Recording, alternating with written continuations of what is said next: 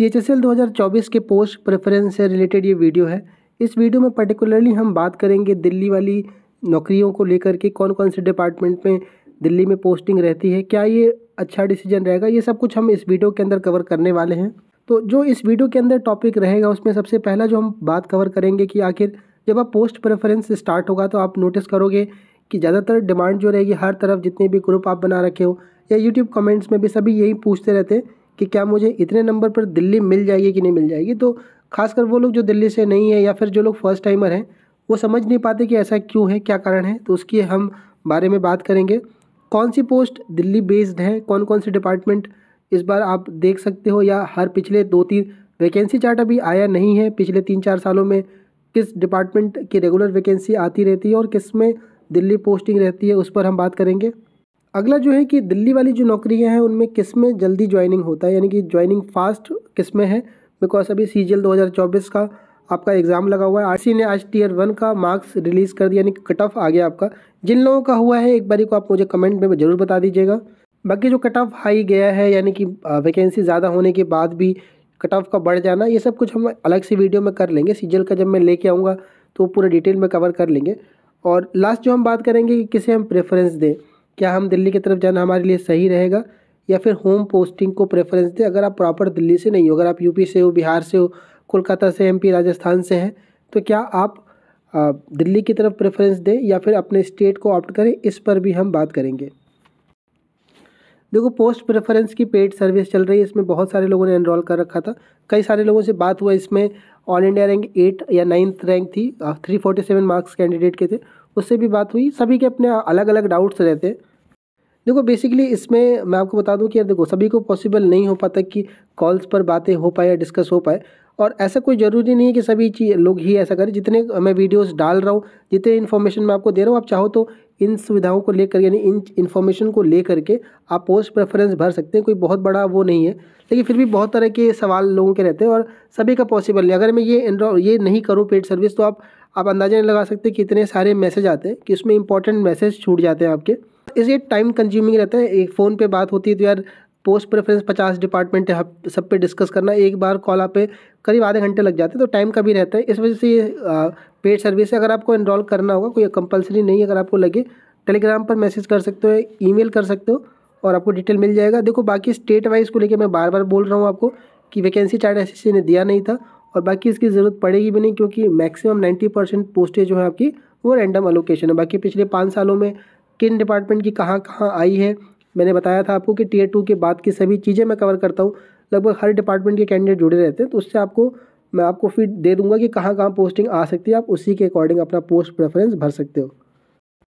ये जो आपने गोल्डन बुक जरूर देखी होगी पोस्ट प्रेफरेंस में, अगर आप अपीयर हुए Tier 2 तक अगर आप पहुँचे हो, चाहे CGL या CHSL का, अगर 2024 से पहले 2023-22, तो आपको ये बुक जरूर किसी न किसी ग्रुप में जरूर मिला होगा। ये बुक मैंने काफ़ी मेहनत से डिज़ाइन करा है। CGL और CHSL 2019 से ये ये बुक मैं रिलीज़ करते आ रहा हूँ।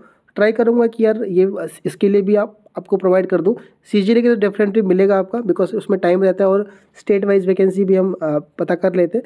बाकी मैं पूरी कोशिश करूँगा कि इसके लिए भी आपको प्रोवाइड करा दूँ, जिससे क्या है कि बेसिक जो डाउट्स आपके रहेंगे डॉक्यूमेंट्स को लेकर के, फिजिकल मेडिकल क्राइटेरिया, वो सब आपका क्लियर हो जाए। बात करते हैं सबसे पहला जो पॉइंट है हमारा कि आखिर दिल्ली वाली पोस्ट की इतनी डिमांड क्यों रहती है। देखिए, जो SSC का एग्ज़ाम क्लियर करते हैं उसमें मैक्सिमम कैंडिडेट नॉर्थ के रहते हैं। नॉर्थ में भी अगर मैं लोकेशन की बात करूँ तो दिल्ली हरियाणा का जो रीजन है उसमें सबसे ज़्यादा कैंडिडेट जो रहते हैं वहाँ के स्कोरर, अच्छे स्कोरर रहते हैं। राजस्थान के टॉप स्कोरर्स में से रहते हैं, चाहे CGL की बात कर लें, चाहे CHSL। यूपी बिहार हर बार रहता है आपका।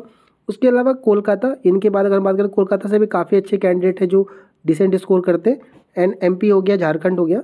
तो ये जो नॉर्थ के स्टेट है आपके, यहाँ से आप मान के चलिए 70% कैंडिडेट आपके SSC के, चाहे CGL हो चाहे CHSL हो, उसमें वो सिलेक्ट होते हैं। आप कहाँ से सुन रहे हो एक बार आप कमेंट सेक्शन में ज़रूर डालिएगा। अगर हम नॉर्थ के अलावा अगर बात कर ले तो कौन सा ऐसा स्टेट है, मुझे जो दिखता है वो मुंबई दिखता है। मुंबई से भी काफ़ी सब्सक्राइबर है जो मैसेज करते रहते हैं, टच में रहते हैं, तो वहाँ से भी कैंडिडेट निकलते हैं। लेकिन मैक्सिमम जो भीड़ है वो इस तरफ ही है। अब प्रॉब्लम ये है कि SSC CHSL में जो वैकेंसी आती है, मैं आपको बता दूं कि उसमें केवल ये 2 या 3 डिपार्टमेंट ऐसे हैं जो आपसे पोस्ट प्रेफरेंस पूछते हैं, जिनकी स्टेट वाइज वैकेंसी आपके पास होगी, जैसे कि डिपार्टमेंट ऑफ पोस्ट है, डिपार्टमेंट ऑफ टेलीकम्युनिकेशन, CGHS है, DGHS है, ये प्रेफरेंस मांगते हैं। इसके अलावा सभी में रैंडम अलोकेशन है।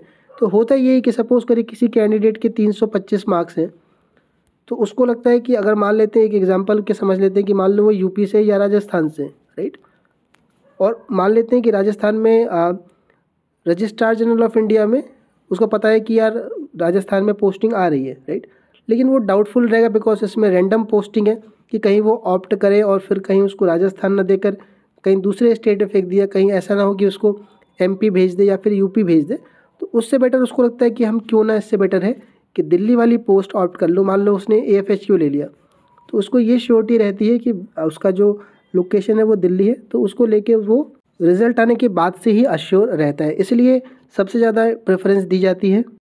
दूसरा देखो, दिल्ली एक ऐसा स्टेट है जहाँ पर नॉर्थ के लोग हर जगह, अगर आप दिल्ली में देखेंगे तो जो वर्किंग है, जितने भी मिनिस्ट्री है या फिर सेंट्रल गवर्नमेंट के ऑफिस है, सभी में आपको इन लोकेशन के स्टाफ मिल जाते हैं।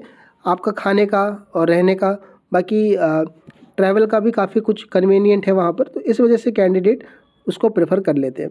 रैंडम एलोकेशन वाली जो मैंने बात बताई है, ये बहुत इंपॉर्टेंट फैक्टर प्ले करता है, खासकर सीएचएसएल में, क्योंकि कन्फ्यूजन रहता है कैंडिडेट को। उनको डर रहता है कि मेरे नंबर इतने आने के बाद भी कहीं गलती से ऐसा ना हो कि मेरे को मुंबई दूर कहीं फेंक दे, तो इससे बेटर है कि मैं दिल्ली की तरफ ही चला जाऊँ, राइट। अगली जो चीज़ है वो देखो, दिल्ली की जो मिनिस्ट्री है आपकी, चाहे आप एमए की बात कर लो, चाहे आप एएफएचक्यू की बात कर लो, या फिर आप बात करो कैबिनेट सेक्रेटेरिएट हो गया, इलेक्शन कमीशन हो गया, तो इन सभी में 5 दिन का वर्किंग रहता है। 9:30 से 6 का रहेगा, या फिर 9 से 5:30 का टाइमिंग रहता है आपका। आपको कोई एक्स्ट्रा वर्क के लिए नहीं रोका जाता, जैसे कि अगर आप देखोगे कि बैंक में, पब्लिक डीलिंग वाले किसी जॉब में हो तो उसमें आपको लेट नहीं रुकना पड़ता है, इसमें ऐसा नहीं है, टाइम का बड़ा वो रहता है। सैटरडे संडे आपका ऑफ रहता है, तो आप अपना प्लान कर पाते हो। रही बात ऑफिस में पढ़ाई की, तो वो पूरा डिपेंड करेगा आपको कौन सा सेक्शन अलोकेट किया गया ना। मिनिस्ट्री ऑफ मान लो एक्सटर्नल अफेयर्स आपको अलोकेट हुआ, उसमें भी हो सकता है किसी एक बंदे को ऐसा सेक्शन दिया जहाँ पर काम कम है, आपको मिल गया जहाँ पर काम ज़्यादा है, वो पूरी किस्मत पर रहती है। आप ये मान के चलिए कि आप इस समय जो देखा जा रहा है कि किसी भी डिपार्टमेंट में आप मान के चलो कि सभी में काम है, अब उस तरह का नहीं रहा है कि आप जाके पढ़ पाओ। लेकिन ये है कि अगर आप ऑफिस टाइम के बाद समय मिलता है आपको, कोई ऐसा वर्क प्रेशर नहीं, तो आप मैनेज कर लेते हो। बाकी सैटरडे संडे आपके लिए भी काफ़ी कुछ है। ऑफिस का इंफ्रास्ट्रक्चर की बात करें तो देखो यार, बहुत मैटर करता है ये भी आपका कि आप वहाँ पर फर्नीचर है कि नहीं है, प्रॉपर एयर कंडीशनर, ये सब चीज़ें बहुत मैटर करती है। आपको लगता है कि चलो नौकरी लग जाए, लेकिन एक टाइम बाद आपको समझ में आता है ये सब भी चीज़ें ज़रूरी होती है। इससे भी आपके एफिशिएंसी पर बहुत फ़र्क पड़ता है। जिस तरह की गर्मी है, अब जेड सिटी के अंदर भी काम करना मुश्किल है, तो ये बड़ा इम्पैक्ट डालता है। तो आपको ऑफिस का इंफ्रा सभी जगह पर दिल्ली की मिनिस्ट्री में अच्छा मिलता है, और एक इन्वायरमेंट अच्छा मिल जाता है, स्टाफ वहाँ पर अच्छा रहता है, जो कोऑपरेटिव रहता है, आपको उनका बिहेवियर में डिफरेंस देखने को मिलेगा। बात कर लेते हैं, ये कारण रहते हैं कि दिल्ली की तरफ कैंडिडेट ज़्यादातर प्रेफर करते हैं। बात कर लेते हैं दिल्ली बेस्ड डिपार्टमेंट है कौन कौन सी। देखो, वैकेंसी चार्ट अभी नहीं आई है, कभी भी एसएससी वैकेंसी चार्ट दे सकती है। ये जो डिपार्टमेंट बता रहा हूँ, इसमें हर बार लगभग देखने को मिलता है। Ministry of external affairs toppers की पसंद रहती है, इसकी वैकेंसी हर साल आती है। आर्म्ड फोर्स हेडक्वार्टर की भी वैकेंसी हर साल आती है, दिल्ली पोस्टिंग रहती है। इलेक्शन कमीशन में नंबर ऑफ वैकेंसी कम रहती है, लेकिन ये भी ये है। कैबिनेट सेक्रेटरी को लेकर मैंने बताया था आपको कि लास्ट ईयर जो वैकेंसी आई थी वो कैंसिल हो गई थी। ये मैं बता रहा हूँ सीएचएसएल 2022 के लिए बता रहा हूँ, अभी भी कैंडिडेट का मैटर चल रहा है ये वाला।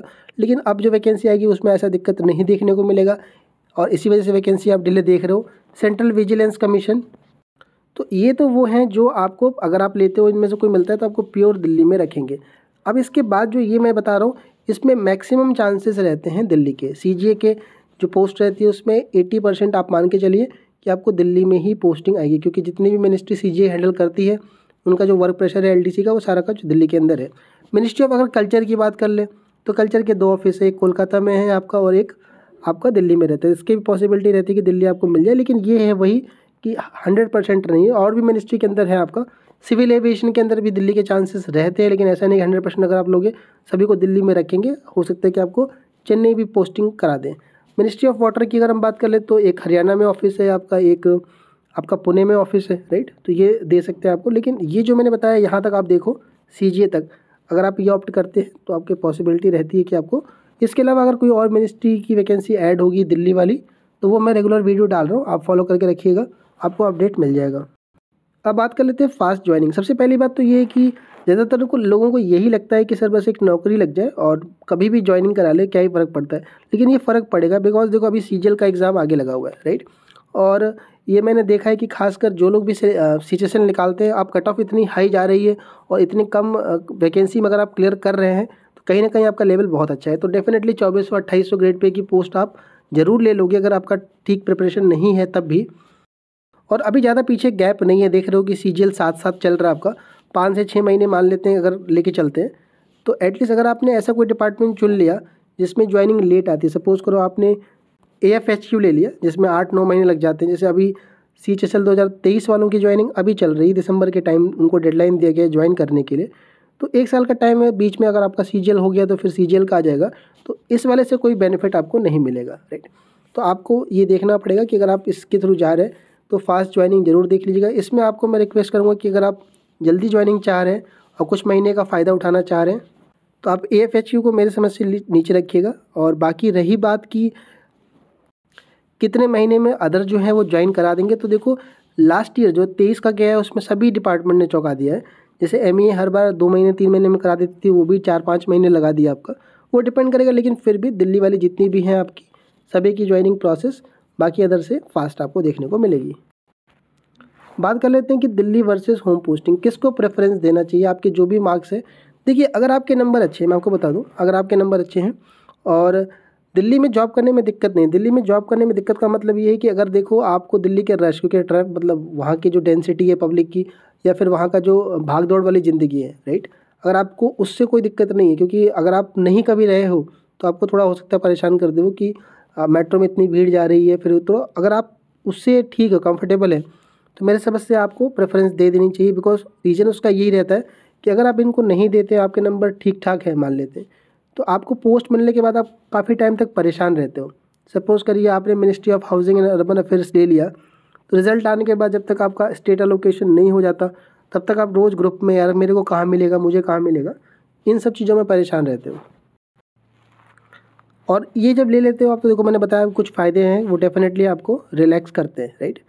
जो मिडिल रेंज में, अब ये मैंने जो बताया आपके अगर नंबर आपके अच्छे हैं, राइट, अगर आप डाउटफुल हो कि क्या मुझे दिल्ली जाना चाहिए या नहीं जाना चाहिए, तो मेरी समझ से क्या है कि अगर कन्फ्यूज़न है स्टेट वाइज आपको, आप दिल्ली की तरफ भर दीजिए। उससे एक चीज़ श्योरिटी रहती है कि आपको दिल्ली मिला तो आप लोकेशन को लेके श्योर रहते हो।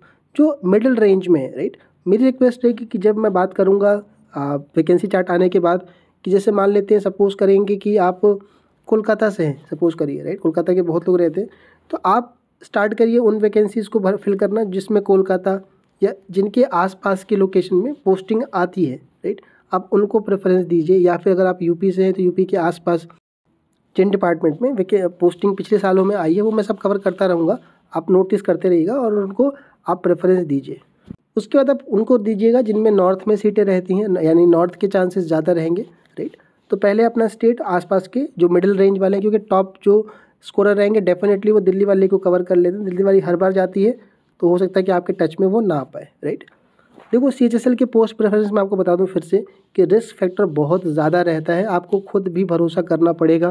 कि जैसे मान लेते हैं कि अगर आपको देहरादून पोस्टिंग चाहिए, राइट, और आपने साइंस एंड टेक लिया, राइट, साइंस एंड टेक में ज़्यादातर लोगों की पोस्टिंग देहरादून में आती है, लेकिन इसका ये मतलब नहीं कि आपको देहरादून दे ही देंगे। सपोज़ करिए कि आपने साइंस एंड टेक लिया देहरादून के लिए और आपको वहाँ से उठा करके उन्होंने MP पोस्टिंग दे दी, राइट, क्योंकि यहाँ रैंडम अलोकेशन है, इसमें आप कुछ नहीं कर सकते, तो वो किस्मत की बात है, यहाँ पर रिस्क फैक्टर वो रहता है। लेकिन एक ये भी चीज़ है कि अगर आपको वो मिल गया, देहरादून मिल गया, तो वो आपके लिए फ़ायदेमंद रहेगा। तो इसीलिए इसमें रिस्क वाली बात बहुत ज़्यादा है।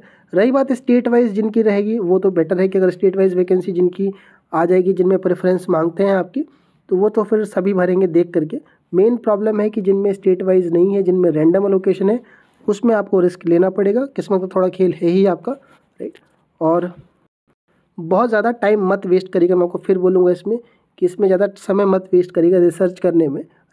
हाँ, ये है कि ऐसा भी नहीं कि आंख बंद करके भी भर दिया आपने, थोड़ा सा 5 दिन 10 दिन 6 दिन जो भी टाइम लेना है ले लीजिएगा, लेकिन पूरा आप लगा के अगर आपका CGL का एग्ज़ाम निकला है उस पर फोकस करिए। ट्राई करिए कि कोई भी पोस्ट आप ले लें ग्रेड पे की, CGL की, और फिर आप आगे का जो भी है उसी हिसाब से आप मूव करिए।